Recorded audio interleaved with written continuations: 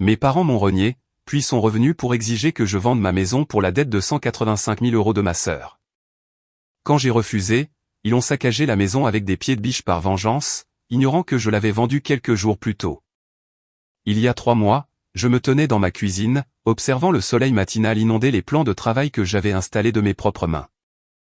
La lumière frappait le quartz d'une manière qui lui donnait l'aspect de l'eau gelée. C'était calme. C'était la première chose que l'on remarquait dans ma maison, le silence. Ce n'était pas un silence vide. C'était un silence paisible.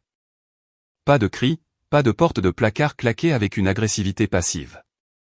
Pas besoin de marcher sur des œufs, me demandant si aujourd'hui serait le jour où je serais mise à la porte pour avoir respiré trop fort. Je pris une gorgée de mon café, noir, sans sucre. La chaleur se propagea dans ma poitrine, m'ancrant dans le présent. Je m'appelle Chloé, et depuis 3 ans, cette maison meulière rénovée était bien plus qu'une simple propriété. C'était mon trophée. C'était la manifestation physique de ma survie. J'ai 32 ans maintenant. Je travaille comme responsable logistique pour une société de transport de taille moyenne.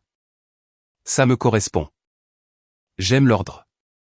J'aime savoir que si l'article A quitte l'entrepôt à 9 h du matin, il arrive à destination B à 17 h. La vie, malheureusement, n'est pas toujours aussi prévisible. Mais entre ces murs, j'avais le contrôle. Tu contemples encore la crédence. Une voix profonde gronda derrière moi. Je souris avant même de me retourner. Antoine entra dans la cuisine, les cheveux encore humides de la douche, sentant le bois de cèdre et le savon. Il enroula ses bras autour de ma taille et posa son menton sur mon épaule.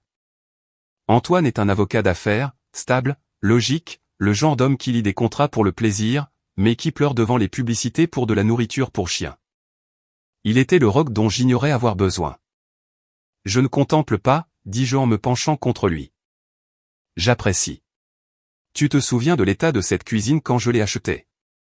Vaguement, rit-il.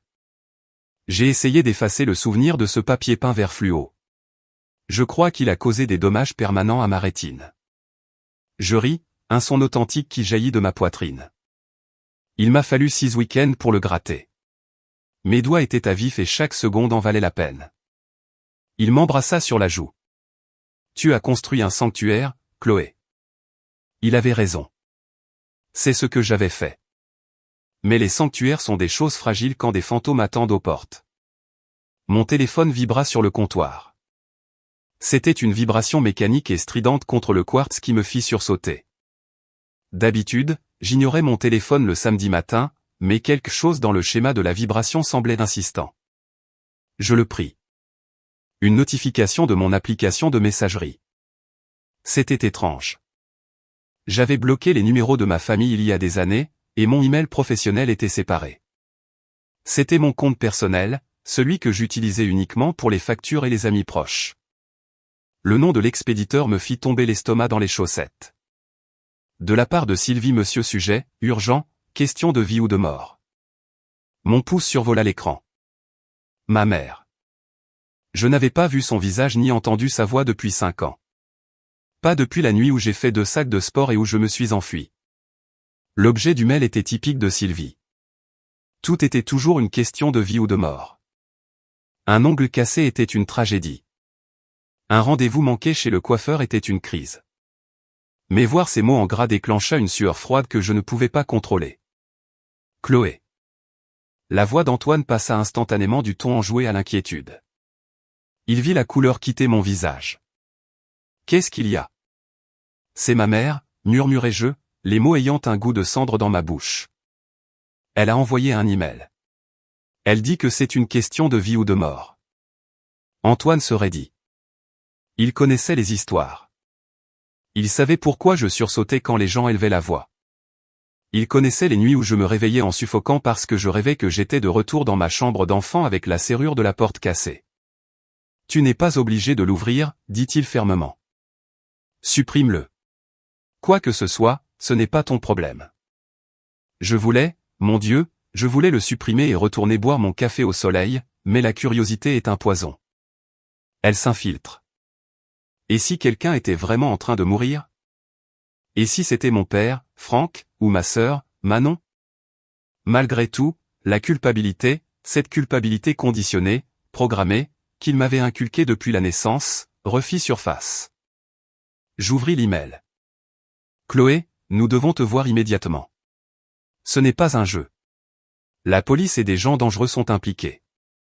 S'il te plaît, rentre à la maison. Juste cette fois. Papa ne va pas bien. Papa ne va pas bien. C'était l'hameçon. Il savait exactement où piquer pour me faire saigner.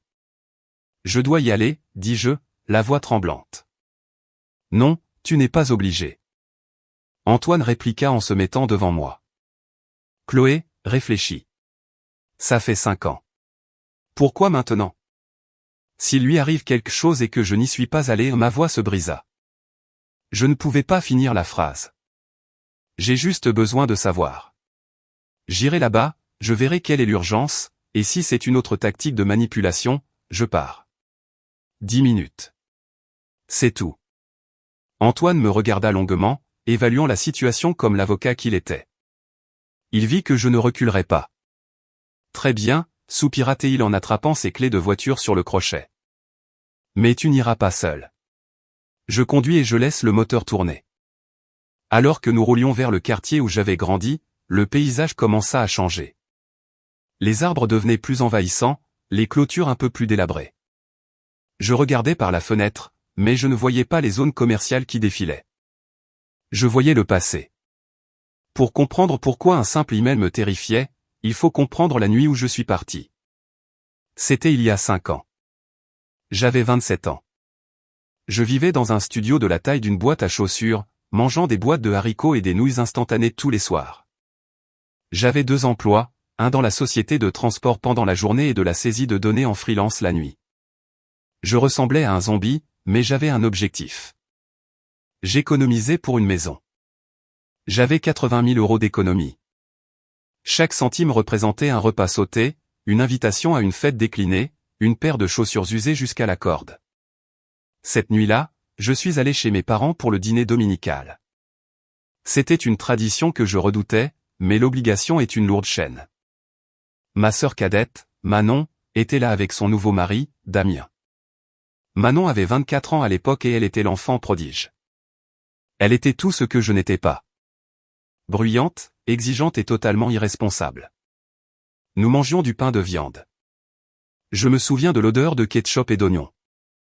J'ai une annonce à faire, avait glapi Manon en tapant dans ses mains. Ses ongles étaient fraîchement manucurés, des strass captant la lumière.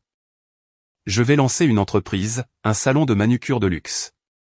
Mes genres haut de gamme, champagne, caviar, tout le tralala. Mon père, Franck, rayonnait en la regardant.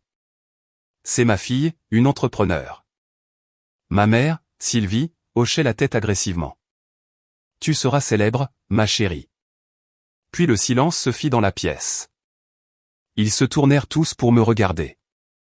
J'ai senti l'air se vider de la pièce. Alors, dit mon père en s'essuyant la bouche avec une serviette. Manon a besoin d'un capital de départ. Les banques. Eh bien, elles ne comprennent pas la vision, mais nous avons la famille. Je suis heureuse pour toi, Manon, dis-je prudemment. Nous avons besoin de 80 000 €, dit mon père. Il ne demandait pas. Il affirmait. Ça couvre le bail, l'équipement et le marketing initial. Je laissai tomber ma fourchette. Elle claqua bruyamment contre la porcelaine. 80 000 €, exactement le montant que j'avais sur mon compte d'épargne. Il savait. Je l'avais bêtement mentionné à maman une semaine auparavant, fier de mon étape. Papa, balbutiai-je. C'est mon fonds pour la maison. J'économise depuis 4 ans. Alors économise à nouveau, se moqua Manon en levant les yeux au ciel. Tu es intelligente. Tu as un travail. J'en ai besoin maintenant. C'est mon rêve, Chloé. Ne sois pas égoïste. Je ne suis pas égoïste, argumentai-je, la voix montant. J'essaie de construire une vie. Manon n'a jamais gardé un travail plus de 3 mois. Comment va-t-elle gérer une entreprise? C'était la mauvaise chose à dire. Mon père frappa du poing sur la table. Les assiettes tremblèrent. Comment oses-tu? Ta sœur a du potentiel. Tu te crois meilleur que nous parce que tu travailles dans un bureau? Tu fais partie de cette famille et dans cette famille, on s'entraide. Aider est une chose, dis-je en me levant. Me sacrifier pour la maintenir au chaud en est une autre. Je ne lui donnerai pas l'argent. Mon père se leva aussi. C'était un homme imposant et quand il était en colère, son visage prenait une terrifiante teinte violette. Il pointa un doigt vers mon visage. Si tu sors par cette porte avec cet argent, n'ose pas revenir, cracha-t-il. Tu choisis cet argent ou ta famille. Je regardais ma mère. Elle ne voulait pas croiser mon regard. Elle coupait son pain de viande, prétendant que cela n'arrivait pas. Je regardais Manon. Elle souriait d'un air suffisant, comme une enfant gâtée qui savait que papa arrangerait tout. Je réalisais alors qu'ils ne m'aimaient pas. Ils aimaient ce que je pouvais fournir. J'étais un actif, pas une personne. D'accord, dis-je doucement. Je choisis l'argent. Je suis sorti. Je n'ai pas fait de sac. Je suis juste monté dans ma vieille Honda Civic et j'ai conduit. J'ai pleuré pendant 3 heures d'affilée, garé sur le parking d'un hypermarché Carrefour. Mais j'ai gardé mon argent. Et finalement, cet argent a acheté la maison qui est devenue mon sanctuaire. Maintenant, 5 ans plus tard, assise dans la berline de luxe d'Antoine, retournant dans la fosse au lion, je me demandais si j'avais fait le bon choix. Mais au fond de moi, je savais que oui. La seule erreur était de penser que je pourrais un jour leur échapper vraiment. Nous nous sommes garés dans l'allée. La maison semblait plus petite que dans mon souvenir. La peinture s'écaillait sur le bardage, et la pelouse était envahie de mauvaises herbes. Mais garées en plein milieu de l'allée se trouvaient 2 voitures qui n'avaient rien à faire dans ce tableau de décrépitude. Un Range Rover blanc flambant neuf et une élégante berline BMW noire. Un Range Rover, marmonna Antoine en lorgnant la voiture. C'est un véhicule à 100 000 euros. Et ils ont besoin de ton aide. Ce doit être celui de Manon, dis-je, sentant un mal de tête poindre derrière mes yeux. Et celui de Damien. J'entre avec toi, dit Antoine en détachant sa ceinture de sécurité. Non. Je posai une main sur son bras. Si tu entres, Franck va bomber le torse et essayer de se battre avec toi. Ça deviendra un match de testostérone. Laisse-moi m'en occuper. Laisse le moteur tourner. Si je ne suis pas sorti dans 15 minutes ou si je t'envoie un texto, alors tu entres. Ça ne lui plaisait pas, mais il hocha la tête. Téléphone en main, le pouce sur le numéro d'urgence. Je remontai le chemin en béton. Les fissures étaient remplies de mauvaises herbes. Je pris une profonde inspiration, me ressaisis et frappai. La porte s'ouvrit immédiatement. C'était maman. Elle avait l'air plus âgée. Ses cheveux étaient teints d'un blond criard et artificiel, et les rides autour de sa bouche étaient profondément marquées par l'amertume. Mais au moment où elle me vit, elle fondit en larmes. Chloé. Oh, Dieu merci. Elle essaya de me serrer dans ses bras. Je fis un pas en arrière, mon corps rigide. Bonjour, maman. Elle se figea, l'air blessé, mais se reprit rapidement. Entre. Entre. Tout le monde est dans le salon. Je franchis le seuil. L'odeur me frappa en premier. Un mélange de fumée de cigarettes froides et de désodorisant bon marché à la vanille. La maison était en désordre. Des piles de magazines, des boîtes de stock de je ne sais quelle vente pyramidale dans laquelle Manon était actuellement, et des assiettes sales sur la table basse. Papa était assis dans son fauteuil. Il n'avait pas l'air malade. Il avait l'air en colère. Manon était recroquevillée sur le canapé, sanglotant dans un mouchoir tandis que Damien lui tapotait le dos sans conviction. « Tu es venu » grogna papa. Il ne se leva pas. « Vous avez dit que c'était une question de vie ou de mort » dis-je en gardant mes distances. Je restai près de la porte, la main sur la poignée. « Qu'est-ce qui se passe » Manon leva les yeux. Son mascara coulait sur ses joues. « Ils vont nous tuer, Chloé. Ou au moins nous mettre en prison. » Qui, demandai-je. Les créanciers, intervint Damien. Il avait l'air fatigué, ses yeux balayant nerveusement la pièce. On doit de l'argent, dit maman en se tordant les mains. Beaucoup d'argent. Laissez-moi deviner, dis-je en croisant les bras. Le salon de manucure n'a pas marché. Ce n'était pas de ma faute, hurla Manon. Le marché s'est effondré et les rageux ont laissé de mauvais avis. Peu importe de qui c'est la faute, interrompit papa, sa voix tonnant. Le fait est que la dette est réelle. Et parce que ta mère et moi avons co-signé les prêts et mis la maison en garantie, nous allons tous y passer. Je sentis un frisson glacial. Ils avaient parié la maison. Leur propre maison. Combien, demandai-je. Le silence se fit dans la pièce. Manon regarda le sol. Papa s'éclaircit la gorge. 185 000 euros, dit papa. J'ai failli rire. C'était absurde. 185 000 euros? Comment peut-on accumuler une telle dette pour un salon de manucure? Ce n'était pas que le salon, murmura Manon. Nous devions maintenir les apparences pour la marque, les abonnés Instagram. On avait besoin des voitures, des vêtements. Je regardais par la fenêtre le Range Rover dehors. Alors, vous avez dépensé de l'argent emprunté pour des voitures de luxe, et maintenant vous voulez que je fasse quoi? Que je vous fasse un câlin? Nous savons que tu es à la maison, dit maman en s'approchant. Sa voix baissa jusqu'à un murmure conspirateur. Nous avons fait quelques recherches. Une maison meulière dans le quartier historique. Ce loger indique qu'elle vaut plus de 400 000 euros maintenant. Mon sang se glaça. Il m'avait surveillé. Alors, voici le plan, dit papa en se penchant en avant. Tu vends la maison. Tu prends la plus-value, ça devrait faire environ 200 000 euros après les frais, et tu rembourses la dette de Manon. Ça nous blanchit. Il te restera un petit quelque chose, peut-être 15 000 euros. Tu pourras louer un bel appartement. Tu es intelligente, Chloé. Tu pourras économiser et en acheter une autre dans quelques années. Je l'ai dévisagé.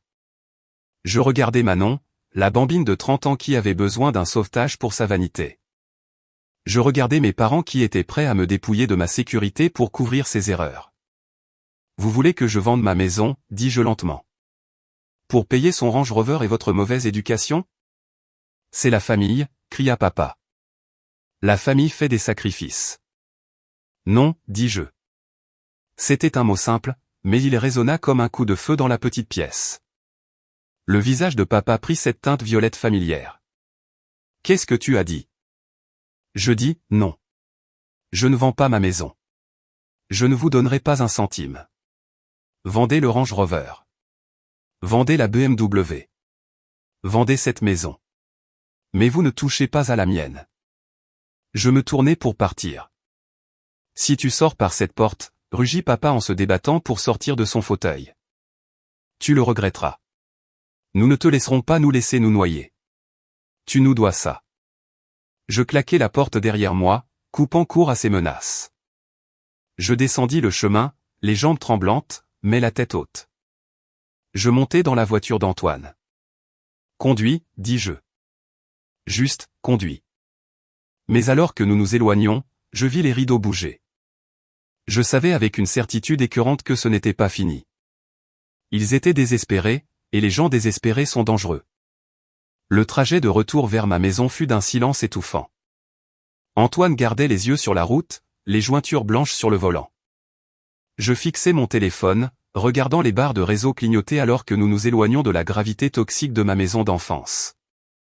Je pensais que partir était la fin. Je pensais que dire non était le point final de la phrase. J'avais tort. Ce n'était que le début de la parenthèse. Au moment où nous sommes arrivés dans mon allée, ma paisible et surallée, mon téléphone se mit à vibrer. Ce n'était pas un appel. C'était un déluge. D'abord, ce fut tante Hélène. Je ne lui avais pas parlé depuis Noël il y a 6 ans. Son texto disait « Je viens d'avoir ta mère au téléphone. Elle est hystérique. Comment peux-tu être si cruel? Ta sœur a des problèmes. Tu attends et tu ne veux pas partager. Honte à toi. » Puis vint cousin Marc. J'ai entendu dire que tu laissais Manon devenir SDF. C'est bon de savoir que l'argent t'a changé. Puis un numéro que je ne reconnaissais pas. Ingrate. Il se mobilise, dis-je, la voix creuse. Je tendis le téléphone à Antoine pour qu'il voie les spires qu'elle avait mobilisés. Maman doit appeler tout le monde dans l'arbre généalogique familial, racontant une histoire sur comment je les ai poussés dans les escaliers. Bloque-les, dit Antoine, la mâchoire serrée. Bloque-les tous. Ne réponds pas. Je commençais à bloquer les numéros un par un. Mais alors la notification apparut. TikTok. Je n'utilise pas beaucoup l'application, principalement pour des astuces de nettoyage, mais je suivais toujours Manon depuis des années. Elle venait de poster une vidéo. Je cliquai. Mon estomac se retourna. Elle était là, assise dans son Range Rover, celui qu'elle ne pouvait pas se payer, avec le filtre de musique triste en fond sonore. Ses yeux étaient rouges, bien que je soupçonne qu'elle ait utilisé des gouttes pour les yeux. « Salut tout le monde », murmura-t-elle à la caméra en essuyant une larme. Je ne fais pas ça d'habitude, mais j'ai le cœur brisé. Ma famille, ou des gens que je pensais être ma famille, m'ont tourné le dos. Nous sommes sur le point de tout perdre, et une personne qui pourrait nous sauver d'un claquement de doigts Marie au nez. C'est fou comme l'argent révèle qui sont vraiment les gens. S'il vous plaît, priez pour nous. Elle ne m'a pas nommé. Elle était assez intelligente pour ça. Mais dans les commentaires, elle aimait chaque réponse qui disait des choses comme « Les sœurs toxiques sont les pires » ou « Coupe les ponts, ma belle. Tu n'as pas besoin de cette négativité. » Elle instrumentalisait Internet, dis-je, ressentant un mélange de rage et de nausée. Elle joue la victime devant des milliers d'inconnus en conduisant une voiture qui vaut plus que mon salaire annuel. Antoine me prit le téléphone des mains et le jeta sur le canapé. Arrête de regarder. Ce n'est pas la réalité, Chloé. C'est une performance. La réalité, c'est que tu as travaillé 80 heures par semaine pour acheter cette maison. La réalité, c'est qu'ils ont signé un prêt qu'ils ne pouvaient pas rembourser. Ne les laisse pas te manipuler. J'ai essayé de l'écouter. J'ai essayé de me concentrer sur la préparation du dîner, sur l'odeur d'ail et de poulet rôti. Mais la maison semblait différente ce soir. Les ombres paraissaient plus longues. Chaque voiture qui passait dans la rue me faisait figer, le couteau en l'air, attendant le claquement d'une porte qui ne venait jamais. La sécurité est une illusion. Il faut des années pour construire un sentiment de sécurité, mais seulement quelques secondes pour le briser. Cette nuit-là, je n'ai pas dormi. Je suis resté éveillé, fixant le ventilateur de plafond, écoutant la maison se tasser. J'imaginais sans cesse le visage violet de papa, la veine sur son front palpitant. Tu nous dois ça. Cette phrase tournait en boucle dans ma tête comme un disque rayé. Le leur devais-je? Leur devais-je de m'avoir élevé? De m'avoir nourri, ou était-ce juste le minimum requis pour mettre un enfant au monde? Je me suis endormi vers 4 heures du matin. Quand je me suis réveillé, je me suis dit que le pire était passé. Ils avaient fait une crise. Ils avaient rallié les parents. Ils avaient posté sur les réseaux sociaux. Sûrement, ils passeraient à la prochaine victime ou trouveraient un autre moyen de grappiller de l'argent. J'étais naïve. Ils n'avaient pas fini. Ils ne faisaient que commencer. Mardi devait être un jour normal. J'aimais les mardis. Nous avions notre réunion logistique hebdomadaire et j'avais une pile de manifestes d'expédition à vérifier. J'adorais la vérification. C'était net. Les chiffres ne mentent pas. Les chiffres n'essaient pas de vous manipuler. J'étais au milieu d'une feuille de calcul, écouteurs sur les oreilles, coupé du monde, quand mon téléphone de bureau sonna. C'était Sarah, la réceptionniste en bas. « Salut, Chloé », murmura-t-elle. Elle semblait mal à l'aise. « Il y a un homme ici pour te voir. Il dit que c'est ton père. » Mon cœur martela contre mes côtes si fort que je crus qu'il pourrait casser un os. Je serrai le combiné. « Tu lui as dit que j'étais là. Il sait que tu es là. Il a dit qu'il a vu ta voiture sur le parking. Chloé, il fait une scène. Il crie qu'il doit te parler d'une urgence familiale. La sécurité le surveille. Je descends, dis-je. Ne le laisse pas passer les tourniquets. Je raccrochai et restai un moment debout, essayant d'empêcher mes mains de trembler. C'était mon sanctuaire. C'était le seul endroit où j'étais juste Chloé, la responsable, pas Chloé, la déception. Il avait violé cette frontière. Je marchais vers l'ascenseur. Chaque étage descendant ressemblait à une descente aux enfers. Quand les portes s'ouvrirent sur le hall, je le vis. Papa portait sa vieille chemise en flanelle et son jean taché, complètement déplacé dans le hall d'entreprise élégant aux murs de verre. Il se disputait avec l'agent de sécurité, un grand homme nommé David, avec qui je discutais tous les matins. « J'ai le droit de voir ma fille », criait papa. Les gens le regardaient. Des clients en costume le lorgnaient en passant. « Papa », dis-je, la voix sèche. Il se retourna. Ses yeux étaient hagards. « Te voilà, caché dans ta tour d'ivoire pendant que ta famille meurt de faim. » Je marchais vers lui attrapant le bras et le tirant loin du bureau de la sécurité vers un coin. « Qu'est-ce que tu fais ici ? Tu ne peux pas être ici. C'est mon travail. » « Ton travail ?» Il rit, un son amer et aboyant. « Tu n'aurais pas ce travail si on ne t'avait pas élevée pour être intelligente. Tu nous dois cette réussite. Et maintenant tu laisses ta sœur se noyer. Baisse la voix, sifflai-je. Tu te ridiculises. Je me ridiculise ? Il parla plus fort. Bien sûr qu'il le faisait. Il voulait un public. Ma fille est assise sur une pile d'argent pendant que la banque prend sa maison. C'est ce que vous enseignez ici ? La cupidité. Il balaya le hall de son bras. Voilà ce qu'elle est. Un serpent au cœur froid. David, l'agent de sécurité, intervint. Monsieur, je vais devoir vous demander de partir. Ne me touchez pas. Papa repoussa la main de David. C'en était trop. David fit signe à son partenaire. Ils attrapèrent papa par les bras. Chloé, dis-leur d'arrêter. Chloé, cria papa alors qu'il le traînait vers les portes tournantes. Tu es morte pour moi. Tu m'entends ? Si on perd la maison, ce sera sur ta conscience. Tu es une meurtrière. Je restais là, figé, alors que la porte le faisait tourner et le recrachait sur le trottoir. Le hall était silencieux. Tout le monde me regardait. La réceptionniste, les clients, mes collègues qui étaient descendus prendre un café. Je voulais me dissoudre dans le sol. Mon patron, Monsieur Dubois, sortit de son bureau. Il avait tout vu. C'était un homme bon, mais il dirigeait une entreprise bien huilée. « Chloé, dit-il doucement. Dans mon bureau, s'il vous plaît. » Je le suivis, la tête basse. Je m'assis sur la chaise en face de son bureau, luttant contre les larmes d'humiliation. « Je suis tellement désolé, m'étranglai-je. Je ne savais pas qu'il viendrait ici. Ça ne se reproduira pas. »« Chloé, vous êtes l'une de mes meilleures responsables, » dit Monsieur Dubois en se penchant en arrière. « Mais nous ne pouvons pas avoir des scènes comme ça dans le hall. Nous avons des clients qui entrent et sortent. Est-ce que ça va être un problème récurrent ? Non, mentis-je.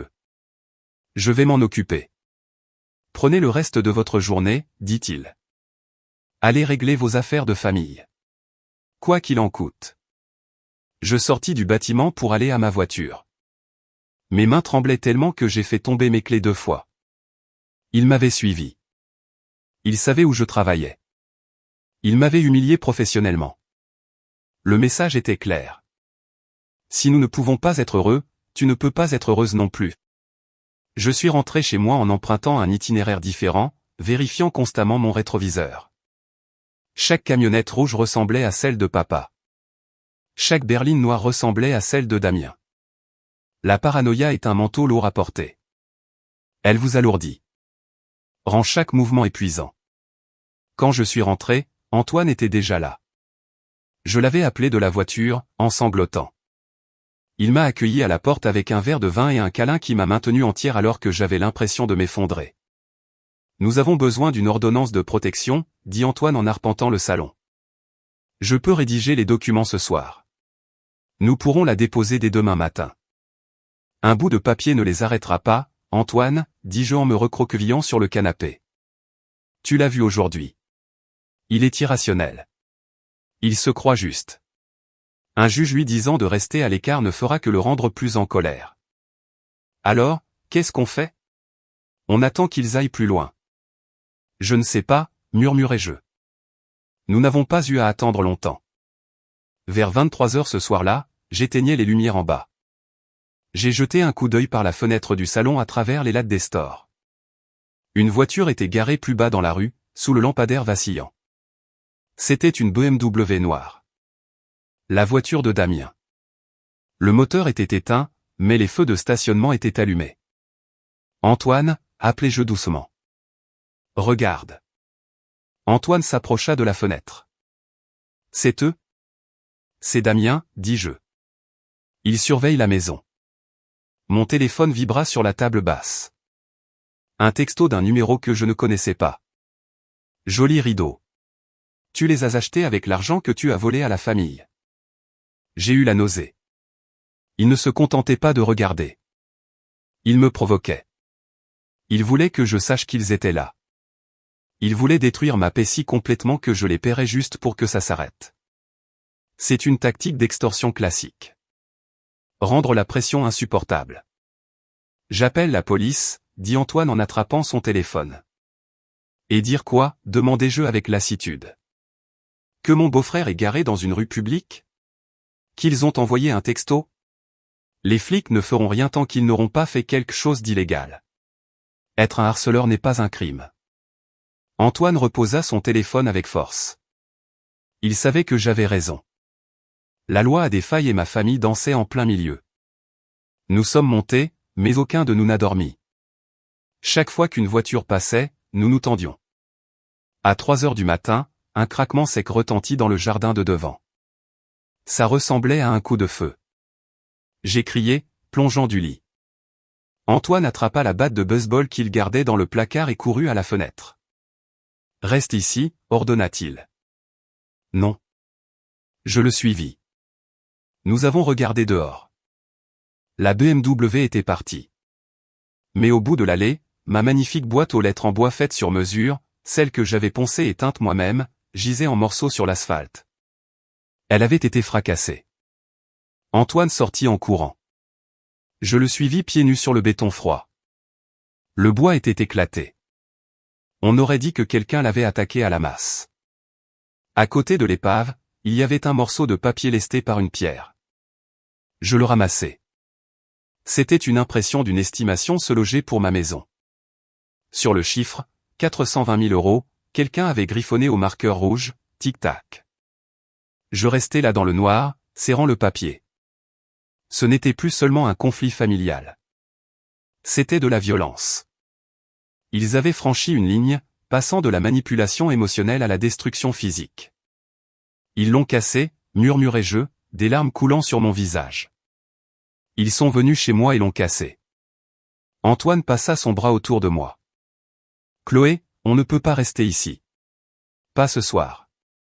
C'est ma maison, dis-je, la voix tremblante de rage. Je ne les laisserai pas me chasser de ma propre maison. Ils ne font pas que te chasser, dit Antoine en regardant le bois brisé. Ils t'avertissent. La prochaine fois, ce ne sera pas la boîte aux lettres. Il avait raison. Je regardais la rue sombre. Je sentais les yeux de ma famille sur moi, invisibles mais lourds. Ils étaient des prédateurs qui tournaient en rond et j'étais la proie dans une cage dorée. Le lendemain matin, le soleil se leva sur une réalité brisée. La lumière que j'aimais habituellement semblait m'exposer. Le silence de la maison ressemblait à une respiration retenue avant un cri. J'étais assise à l'îlot de la cuisine, fixant l'espace vide où la boîte aux lettres était autrefois visible par la fenêtre. Antoine était au téléphone avec son bureau, prenant une journée personnelle. Je regardais autour de moi dans la cuisine, la crédence en carreaux de métro, les suspensions vintage que j'avais trouvées dans une vente immobilière, les lattes du plancher qui grinçaient à cet endroit précis près du réfrigérateur. J'aimais cette maison. Je l'aimais plus que je n'avais jamais aimé aucun objet inanimé. C'était moi. Mais alors que j'étais assise là, je réalisais quelque chose de terrifiant. Je ne me sentais plus en sécurité ici. Les murs ne me semblaient plus être une protection. Ils me semblaient être une cible. Tous mes actifs étaient liés à ce tas de bois et de briques. Tant que je posséderais cette maison, ils ne s'arrêteraient jamais. Ils la verraient comme une tirelire qu'ils n'avaient tout simplement pas encore trouvé comment casser. Ils iraient plus loin. Ils reviendraient à mon travail. Ils harcèleraient Antoine. Ils empoisonneraient chaque aspect de ma vie jusqu'à ce que je cède. Et si je cédais, si je leur donnais l'argent, ils reviendraient dans 6 mois quand Manon aurait fait faillite avec une autre entreprise. Ça ne finirait jamais. Il n'y avait qu'une seule façon de gagner. Je devais supprimer la cible. Antoine, dis-je. Ma voix était stable, me surprenant moi-même. Il raccrocha le téléphone et me regarda. Oui, ma chérie. Je veux vendre la maison. Il cligna des yeux. Quoi? Chloé, tu es en colère. Ne prends pas de décision hâtive. On peut se battre. On peut installer des caméras, des alarmes. Non, je secouai la tête. Il ne s'agit pas de ça. Même avec des caméras, je ne me détendrai plus jamais ici. J'attendrai toujours la prochaine voiture qui s'arrêtera. Ils l'ont souillé, Antoine. Ils ont empoisonné le puits. Je pris une profonde inspiration. Et plus important encore, ils veulent l'argent de cette maison. Tant que j'aurai la maison, ils penseront qu'ils ont une chance. Je dois la liquider. Je dois disparaître. Antoine s'approcha et s'assit à côté de moi. D'accord, si tu es sérieuse. Mais vendre une maison prend des mois. La mise en scène, les visites. Si tu mets un panneau à vendre dans le jardin, Franck le verra. Il saura que tu encaisses et il viendra chercher le chèque. Nous ne ferons pas une vente traditionnelle, dis-je, la responsable logistique en moi prenant le dessus. J'entrai en mode résolution de problème. Nous vendons à un investisseur ou à l'une de ces sociétés d'achat immobilier. Open Door, les offres se loger, ou un de tes clients. Les yeux d'Antoine s'écarquillèrent. Tu vas y perdre. Les investisseurs offrent 10, peut-être 15% en dessous de la valeur du marché pour la commodité d'un paiement comptant. Je m'en fiche, dis-je. Je préfère perdre 40 000 € à un étranger que de donner un centime à ma famille. Je veux sortir vite. Vente au comptant. Clôture en quelques jours, pas en mois. Antoine réfléchit un instant. J'ai un client, une société d'investissement qui cherche des propriétés dans ce quartier. Il paie comptant. Il ne pose pas de questions. Je pourrais les appeler tout de suite. Nous pourrions probablement conclure d'ici vendredi. Vendredi? C'était dans 3 jours. Fais-le, dis-je. Tu es sûr? Antoine prit ma main. Chloé, c'est la maison de tes rêves. Je regardai la cuisine une dernière fois. Je mémorisais la façon dont la lumière frappait le sol. Je me permis de ressentir le chagrin, vif et profond. C'était la maison de mes rêves, le corrigeai-je. Maintenant, c'est juste un bâtiment. Mon rêve, c'est la paix.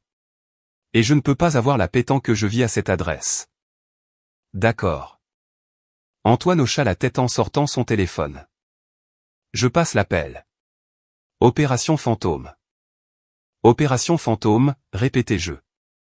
Nous avons passé le reste de la journée dans une frénésie. Nous avons contacté l'investisseur. Ils ont envoyé un représentant en moins de 2 heures. Comme Antoine les connaissait, ils ont sauté l'inspection rigoureuse. Ils ont fait le tour, ont vu les rénovations et ont fait une offre sur le champ. 390 000 €. C'était 30 000 € de moins que ce que j'aurais pu obtenir sur le marché libre. J'accepte, dis-je en signant sur la tablette numérique d'une main tremblante. Clôture prévue jeudi après-midi, dit le représentant. Fonds viré vendredi matin. Alors que le représentant partait, je ressentis une étrange sensation. Ce n'était pas du regret, c'était de la légèreté. Je coupai l'encre. Mon téléphone vibra à nouveau. Un autre texto de papa.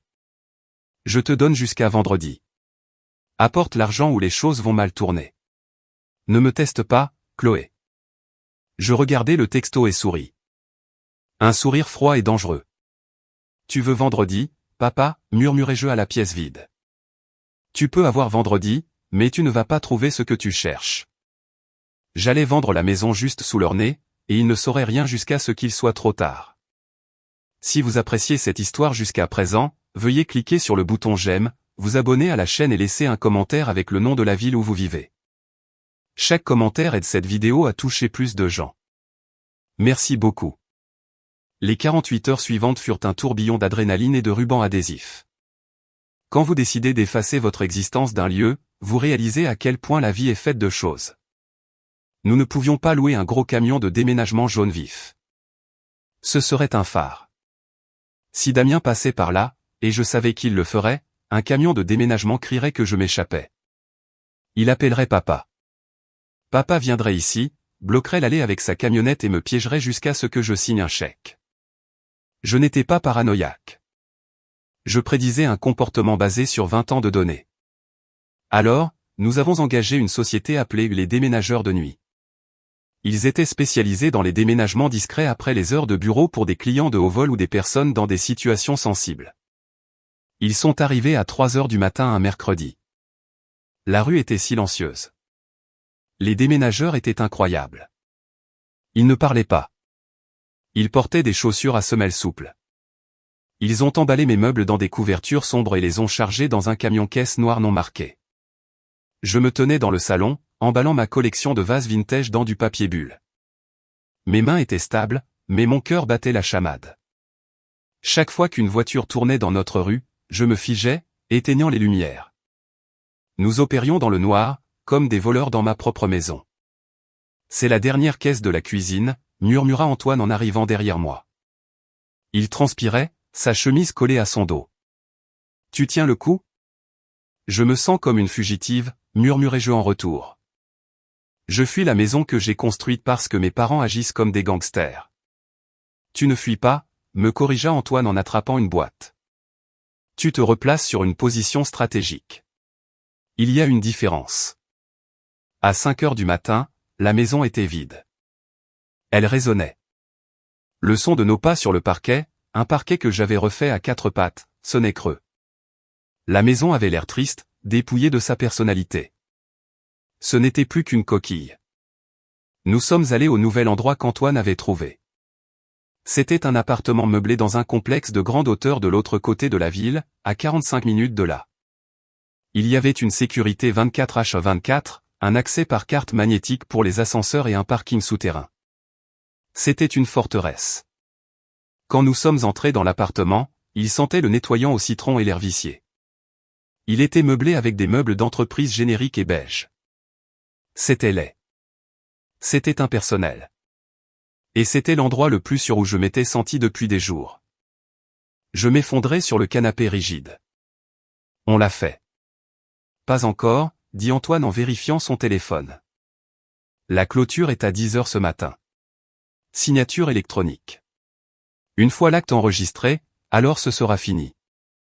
Les heures suivantes furent une agonie. J'arpentais le petit appartement. Je bus 3 tasses de café. Je vérifiais mon téléphone, l'ancien, toutes les 5 minutes.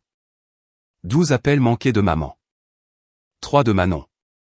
Un texto de Damien. On t'a vu au supermarché. Tu avais l'air fatigué. Je me figeais. Je n'étais pas allé au supermarché. Ils mentaient. Ils essayaient de me faire sortir de ma cachette, de me faire paniquer. C'était de la guerre psychologique. À 10h15, mon email sonna. Transaction terminée. Acte enregistré.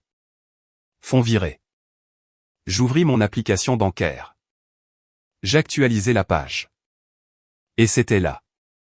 210 000 €. La plus-value de ma maison convertie en liberté liquide. J'éclatai en sanglots, pas des larmes de joie, pas des larmes de tristesse, juste le relâchement d'une pression qui s'était accumulée pendant 5 ans. J'étais libre. Je ne possédais plus la maison. S'il se pointait maintenant, il harcèlerait une société d'investissement, pas leur fille. C'est fait, sanglotai-je dans le torse d'Antoine. C'est parti. Tu es riche, plaisanta-t-il faiblement, m'embrassant le sommet du crâne. Et tu es sans abri. Mais tu es en sécurité. Mais je savais que ce n'était pas fini. Je connaissais ma famille. Ils n'accepteraient pas le silence. Ils iraient à la maison vendredi, s'attendant à une confrontation. Et quand ils la trouveraient vide, ils exploseraient. Et j'avais besoin de le voir arriver. J'avais besoin de preuves. Je dois y retourner, dis-je. C'était jeudi après-midi. Nous mangions de la nourriture thaïlandaise à emporter sur le sol du nouvel appartement. Antoine laissa tomber sa fourchette. Tu es folle? On vient de s'en sortir. Je dois y retourner une dernière fois, expliquai-je en me penchant en avant. Les investisseurs ne prennent possession que lundi. La maison est vide, mais les services sont toujours en marche. Le Wi-Fi est toujours actif. Et alors? Alors si papa y va vendredi et trouve la maison vide, il va péter les plombs. Il pourrait casser une fenêtre. Il pourrait défoncer la porte. Il pense que c'est toujours ma maison. Raison de plus pour que tu sois ici, pas là-bas. Antoine, s'il entre par effraction, j'ai besoin de preuves, dis-je. Si j'ai une preuve vidéo d'eux entrant par effraction dans la maison, je peux enfin obtenir une ordonnance de protection qui tienne. Je peux porter plainte. Je peux mettre fin à tout ça pour de bon. Si je n'ai pas de preuves, ce sera leur parole contre la mienne. Antoine me regarda. C'était un avocat. Il comprenait les preuves. Il détestait le risque, mais il respectait la stratégie. 1 heure, dit-il. On entre, on installe tout, on sort, et j'apporte mon tasé. Nous sommes retournés à la maison vide au crépuscule. La rue était calme. La maison avait l'air sombre et abandonnée. J'avais l'impression d'entrer dans un cimetière. J'avais acheté 3 caméras intelligentes haut de gamme, petites, noires, discrètes. Nous avons agi rapidement. J'en ai placé une sur le dessus des placards de la cuisine, cachée derrière la corniche, pointant vers la porte arrière. J'en ai placé une autre sur la tringle à rideaux du salon, pointant vers la porte d'entrée. La 3e est allée dans le couloir. Je les ai connectés au Wi-Fi. J'ai vérifié le flux sur mon nouveau téléphone. L'image était d'une clarté cristalline. Vision nocturne activée. Audio activé. Et s'il coupe le courant, demanda Antoine. Les caméras ont une batterie de secours, dis-je. Et j'ai caché le modem et le routeur dans la bouche d'aération du vide sanitaire dans la buanderie. Même s'ils saccagent l'endroit, ils ne trouveront pas la source internet immédiatement. Ça semblait vindicatif. J'admets que j'avais l'impression de poser un piège à ours. Mais n'étais-je pas celle qui était chassée? Je m'assurais juste que si l'ours venait pour moi, le monde verrait ses crocs. Avant de partir, je me suis tenu au centre du salon. Le parquet était nu. Les murs étaient blancs. J'ai fermé les yeux et j'ai murmuré, « Merci. Tu m'as protégé. » J'ai verrouillé la porte d'entrée. J'ai mis la clé dans la boîte à clés pour les nouveaux propriétaires. Au revoir, maison, dis-je. Nous sommes remontés dans la voiture et sommes partis. Alors que nous tournions au coin de la rue, j'ai vu des phares clignoter dans le rétroviseur. Une camionnette rouge a tourné dans ma rue. La camionnette de papa. Vas-y, dis-je à Antoine, la voix tendue. N'accélère pas, conduis normalement. Nous avons croisé la camionnette en sens inverse. Il faisait sombre. J'ai vu 2 silhouettes dans la cabine. J'ai baissé la tête. Ils ne nous ont pas vus. Ils faisaient une ronde, vérifiant si j'étais à la maison. Ils tournent, marmonna Antoine. Des requins. Laisse-les tourner, dis-je en serrant mon téléphone. Demain, c'est vendredi. Demain, ils mordent. Vendredi matin arriva avec un ciel gris et lourd. Il correspondait parfaitement à mon humeur. Je ne suis pas allé travailler. Je ne pouvais pas. J'ai appelé Monsieur Dubois et lui ai dit que j'avais une urgence familiale, ce qui était techniquement vrai, et que je la gérais à distance. J'étais assise dans le salon beige du nouvel appartement. Mon ancien téléphone sur la table basse comme une bombe à retardement. Mon nouveau téléphone dans ma main montrant les flux des caméras. La maison était vide et silencieuse. La caméra ne montrait que des grains de poussière dansant dans la lumière du matin. À 9 heures du matin, les textos ont commencé à arriver sur l'ancien téléphone. De papa, aujourd'hui est le jour, Chloé. 17 heures, ne me force pas à entrer. De Manon, s'il te plaît, aide-nous. J'ai peur. Maman pleure. Ne sois pas un monstre. De Damien, on sait que tu es à la maison. On a vu les lumières hier soir. Il mentait encore. Il n'y avait pas de lumière. J'avais laissé la maison dans le noir complet. Ils essayaient de me déstabiliser. Ne réponds pas, dit Antoine depuis la table de la cuisine où il travaillait sur son ordinateur portable. Silence radio.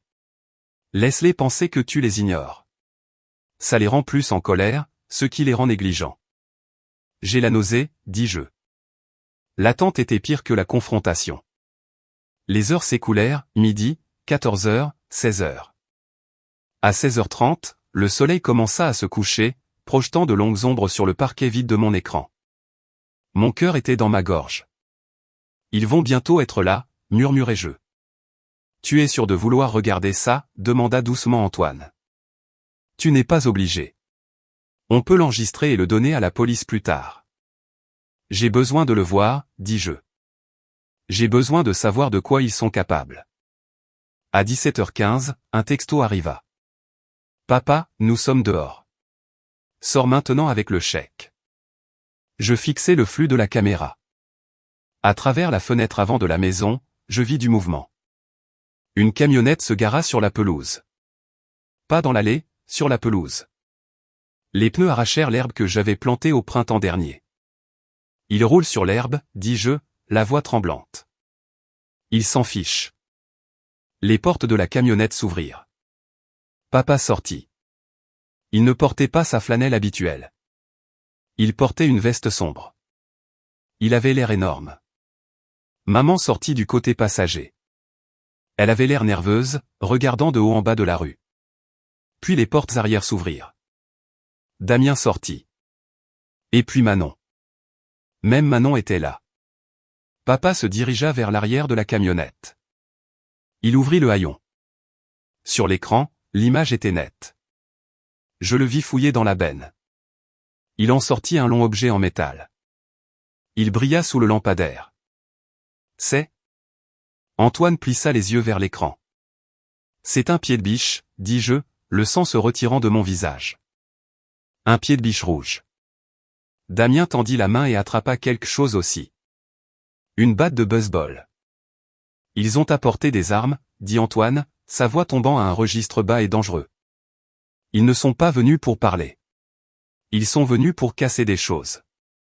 Mon téléphone vibra à nouveau. Papa, dernière chance, Chloé. Ouvre la porte ou on l'ouvre pour toi. Je ne répondis pas. Je retins mon souffle. Sur l'écran, papa monta les marches du perron. Il ne frappa pas. Il ne sonna pas. Il enfonça le pied de biche dans le joint de la porte d'entrée, juste à côté de la serrure. Oh mon Dieu, murmurai-je. Il force l'entrée. J'appelle le 17, dit Antoine, déjà en train de composer le numéro. Quelle est l'adresse? Je lui donnai l'adresse de la maison, mon ancienne maison. Oui, dit Antoine au téléphone, sa voix calme et autoritaire. Je dois signaler une effraction en cours. Plusieurs intrus. Ils sont armés de pieds de biche et de battes. Ils forcent l'entrée en ce moment même. Oui, je le vois sur un flux de sécurité. Sur l'écran, papa pesa de tout son poids sur le pied de biche. Le bois du cadre de la porte se fendit. Je pouvais entendre le craquement à travers le flux audio. Allez, cria papa. Ouvre. D'une dernière poussée violente, la porte s'ouvrit en grand. Papa trébucha dans l'entrée, le pied de biche levé. Maman, Damien et Manon le suivirent à l'intérieur comme une meute de loups entrant dans une bergerie. Ils étaient à l'intérieur. Ils sont dedans, dis-je à Antoine. Dis à la police qu'ils sont à l'intérieur de la maison. Le piège était maintenant refermé. Mais en regardant mon père se tenir dans mon salon vide, haletant de rage, je réalisai quelque chose qui me brisa le cœur une dernière fois. Il ne me cherchait pas. Il cherchait son argent. Et quand il réaliserait qu'il n'était pas là, il allait mettre le monde à feu et à sang. Le flux audio de la caméra crépita avec le bruit de bottes lourdes sur le parquet. C'était un son que je connaissais bien. La démarche de mon père. Lourde, délibérée, autoritaire. Mais cette fois, elle résonnait dans une chambre vide. Chloé, rugit papa. Sa voix était si forte que le microphone satura, provoquant un crissement de l'arsène sur mon téléphone. Sors d'ici. Arrête de te cacher. Je regardais les quatre se disperser dans le salon. Ils semblaient désorientés. Ils s'attendaient à une maison meublée. Ils s'attendaient à voir mon canapé beige, ma télévision à écran plat, le tapis ancien de ma grand-mère. Au lieu de cela, ils ne virent que des murs nués de la poussière. Où est-elle? Demanda maman, la voix stridente. Elle serrait son sac à main contre sa poitrine comme un bouclier. Où sont toutes ses affaires? Elle s'est enfuie, dit Damien, balançant nonchalamment la batte de baseball à ses côtés. Elle a tout vidé. Manon se mit à crier. Ce n'était pas un cri de peur. C'était le cri d'un bambin à qui on a refusé un jouet. Elle est partie. Comment a-t-elle pu partir? Où est mon argent? Papa se tenait au centre de la pièce, tournant lentement sur lui-même. Son visage était un masque de confusion qui se durcissait rapidement en une fureur pure et sans mélange. Il serrait le pied de biche rouge si fort que ses jointures étaient blanches. Elle croit qu'elle peut me fuir, grogna papa. Elle croit qu'elle peut simplement disparaître avec l'argent qui appartient à cette famille. Franck, qu'est-ce qu'on fait? Demanda maman. Si elle est partie, on ne peut pas la forcer à signer les papiers. La date limite, c'est ce soir. Elle n'a pas vendu la maison, dit papa en pointant le pied de biche vers les murs nus. Il n'y a pas de panneau vendu dans le jardin. Elle a juste déménagé ses affaires pour se cacher de nous. Elle possède toujours cet endroit. C'est toujours son actif. Je serrai la main d'Antoine. Il pense que je la possède toujours, murmurai-je. Il n'en a aucune idée. Il est sur le point de faire une erreur très coûteuse, dit Antoine d'un ton sombre. Papa entra dans la cuisine. Je basculai le flux de la caméra sur la vue de la cuisine. Si elle veut jouer à des jeux, cria papa en s'adressant à la pièce vide. Alors on joue à des jeux. Si elle ne veut pas utiliser cette maison pour aider sa famille, alors elle ne mérite pas d'avoir une maison. Papa, non, s'écria Manon. Mais elle ne bougea pas pour l'arrêter. Nous avons besoin de la valeur de la maison. C'est trop tard pour ça, cria papa. Il leva le pied de biche au-dessus de sa tête. Elle veut nous abandonner. Très bien. Voyons combien vaut son précieux sanctuaire quand j'en aurai fini avec lui. Le premier coup fut écœurant. Papa abattit le pied de biche rouge sur mon îlot de cuisine. Le plan de travail en quartz, celui pour lequel j'avais économisé pendant 6 mois, celui qui ressemblait à de l'eau gelée, se brisa. Une toile d'araignée de fissure explosa à travers la surface. Ça, c'est pour être égoïste, cria-t-il. Crac. Il frappa à nouveau, arrachant un morceau du bord. Franck, arrête, cria maman. Mais alors, voyant sa rage, quelque chose en elle se brisa aussi. Toutes les années de jalousie, de ressentiment envers mon indépendance, de haine de me voir réussir alors que son enfant prodige échouait, tout remonta à la surface. Elle attrapa un vase qui avait été laissé sur le rebord de la fenêtre, l'une des rares choses que j'avais oubliées, et le projeta contre le mur. Il se brisa en 1000 morceaux. Fille ingrate, hurla maman. On lui a tout donné. C'était contagieux. La violence est contagieuse. Voyant ses parents détruire la pièce, Manon ramassa un balai qui était appuyé dans un coin et commença à fracasser les spots encastrés dans le plafond. Le verre pleuva sur eux. Mais c'est Damien qui fit le plus de dégâts. Il prit sa batte de baseball et s'attaqua aux cloisons sèches. Il perça un trou dans le placo du couloir. Puis un autre. Puis un autre. Répare ça, Chloé, riait Damien d'une voix maniaque. Utilise ton super salaire de responsable pour réparer ça. Je regardais, horrifié. Je sentais les larmes couler sur mon visage, chaudes et rapides. Même si je savais que la maison n'était pas la mienne. Même si je savais que c'était un piège, ça faisait quand même mal. C'était ma maison. C'est là que j'avais appris à être en sécurité. Et ils la violaient. Ils violaient mon sanctuaire. Ils détruisent tout, sanglotai-je. Regarde-les. On dirait des animaux. Ils creusent leur propre tombe, dit Antoine, la voix dure comme l'acier. Chaque coup de cette batte est une charge criminelle de plus. Chaque carreau cassé représente 1000 € de plus en dédommagement. Sur l'écran, papa s'était déplacé vers les placards. Il accrocha l'extrémité incurvée du pied de biche sous la porte d'un placard et l'arracha de ses gonds. Le bois se fendit. Les vis volèrent à travers la pièce. Tu veux nous couper les ponts, haletait papa, transpirant abondamment. On va te couper les ponts. On va raser cet endroit jusqu'aux fondations. Il visait les choses qu'il savait que j'aimais. Il s'attaqua à la banquette près de la fenêtre que j'avais construite. Il fracassa la moulure en bois. Il essayait de me faire du mal en faisant du mal à la maison. La police est à 2 minutes, dit Antoine en vérifiant le statut de l'intervention sur son téléphone. Tiens bon, Chloé. Tiens bon. J'essuyais mes yeux. Je ne détournerai pas le regard, dis-je avec férocité. Je veux me souvenir de ça. Je veux me souvenir exactement de qui ils sont, pour ne plus jamais les laisser revenir. Des gyrophares bleus et rouges clignotèrent à travers la fenêtre avant, illuminant la destruction par éclats stroboscopiques. Sur l'écran, papa se figea en plein mouvement. Le pied de biche était levé au-dessus de sa tête, prêt à fracasser l'évier de ferme en porcelaine. Les flics, cria Damien en laissant tomber sa batte. Franck, les flics sont là. Et alors, cracha papa, abaissant le pied de biche, mais sans le lâcher. C'est un litige civil. C'est la maison de ma fille. J'ai le droit d'être ici. L'illusion était totale. Il croyait vraiment que la paternité lui donnait un droit de propriété. La porte d'entrée, qui pendait déjà de ses gonds après l'entrée de papa, fut entièrement défoncée. 3 policiers firent irruption, armes au poing. Police. Jetez l'arme. Jetez-la maintenant. Maman cria et leva les mains en l'air. Manon se blottit derrière Damien. Papa hésita. Pendant une seconde terrifiante, je crus qu'il allait les charger, mais l'instinct de conservation prit le dessus.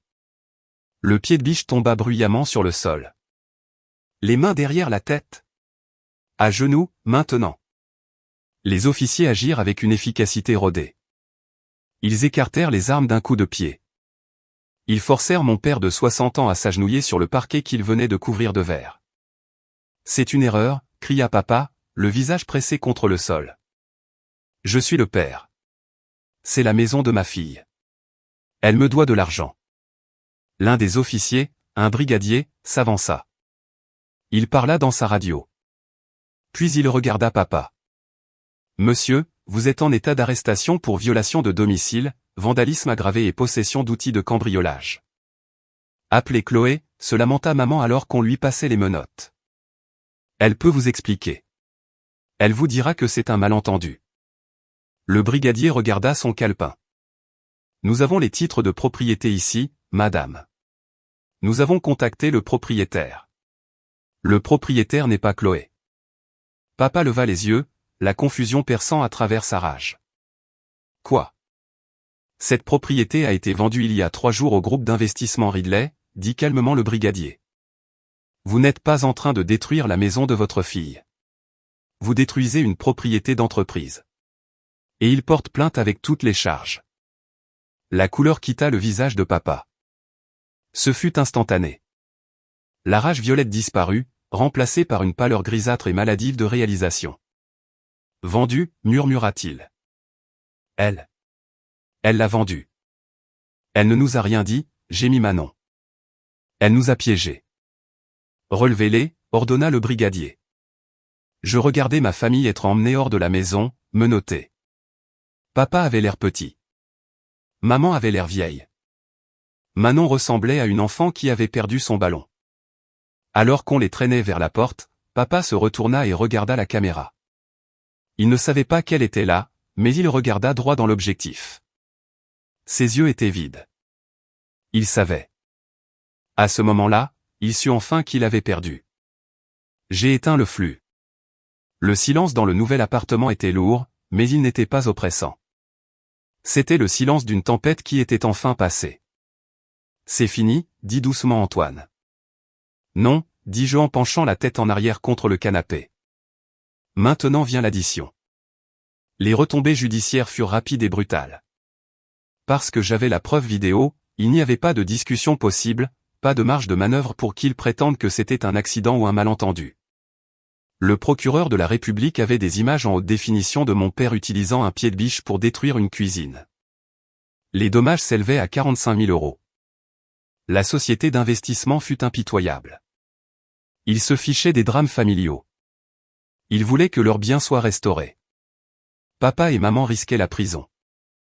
Pour éviter de passer leurs vieux jours en cellule, leur avocat négocia une plaidée coupable.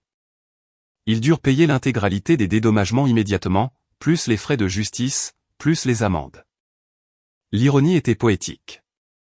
Pour payer les 45 000 € pour la destruction de mon ancienne maison, plus l'argent pour éviter la prison, ils durent vendre leur propre maison. La maison où j'ai grandi, la maison où papa prétendait qu'il mourrait, fut mise sur le marché comme une vente forcée. Ils la vendirent pour beaucoup moins que sa valeur juste pour obtenir l'argent rapidement. Ils prirent l'argent, payèrent le tribunal, payèrent la société d'investissement et payèrent leur avocat. Et Manon, la dette qu'elle devait, les 185 000 euros, ne fut jamais payée. Sans le sauvetage de ma part, et avec papa et maman maintenant fauchés et sans abri, elle n'avait plus de bouclier. Les créanciers vinrent la chercher. Ils saisirent le Range Rover. Ils saisirent la BMW de Damien. Manon déposa un dossier de surendettement. Son crédit était détruit. Sa marque était morte. Damien demanda le divorce 3 mois plus tard, citant des différends financiers irréconciliables. Il retourna vivre chez ses parents. Mes parents et Manon emménagèrent dans un appartement de location exigu de 3 pièces dans un mauvais quartier. J'ai entendu dire par des connaissances qu'ils se crient dessus tous les soirs. Papa reproche à maman d'avoir élevé une fille gâtée. Maman reproche à papa son caractère. Manon reproche à tout le monde sauf à elle-même. Ils sont piégés dans un enfer qu'ils ont eux-mêmes créé. Cela fait 1 an depuis la nuit des pieds de biche. Je suis assise sur la terrasse de ma nouvelle maison. C'est une maison de style fermette à des kilomètres de la ville, entourée d'un hectare d'arbres. C'est calme ici. Le seul son est le vent dans les feuilles et le doux carillon du moulin avant qu'Antoine m'a acheté. Je pose ma main sur mon ventre. Je suis enceinte de 6 mois, d'une petite fille. Nous avons décidé de ne pas lui donner le nom de quelqu'un de la famille. Elle aura son propre nom. Elle aura sa propre vie et elle ne connaîtra jamais le sentiment d'être un actif pour ses parents. Elle ne connaîtra que l'amour inconditionnel. Hier, j'ai reçu une lettre par la poste. Elle n'avait pas d'adresse de retour, mais j'ai reconnu l'écriture. C'était de maman. Je ne l'ai pas ouverte immédiatement. Je l'ai laissée sur le comptoir pendant quelques heures. Finalement, la curiosité l'a emportée. Je l'ai ouverte. C'était une seule page de papier de cahier. Chloé, nous vivons comme des rats. Ton père a de l'hypertension. Manon est en dépression. Nous sommes ta famille. Comment peux-tu dormir la nuit en sachant que tu nous as fait ça? Nous te pardonnons. Appelle-nous simplement. Nous pouvons recommencer. Nous avons besoin d'aide pour le loyer. Amour, maman. Nous te pardonnons. L'audace me fit éclater de rire. C'était un rire authentique, léger et libre. Ils me pardonnaient pourquoi? Pour avoir refusé d'être leur victime. Pour m'être protégé. Ils n'avaient rien appris. Ils étaient toujours les mêmes vampires, juste avec des crocs plus petits. Je ne ressentais plus de colère. Je ne ressentais pas de tristesse. Je me sentais juste détaché. C'étaient des étrangers qui partageaient mon ADN. Je me suis dirigé vers le brasero dans le jardin où Antoine brûlait des broussailles. Qu'est-ce que c'est? Demanda-t-il en s'essuyant le front.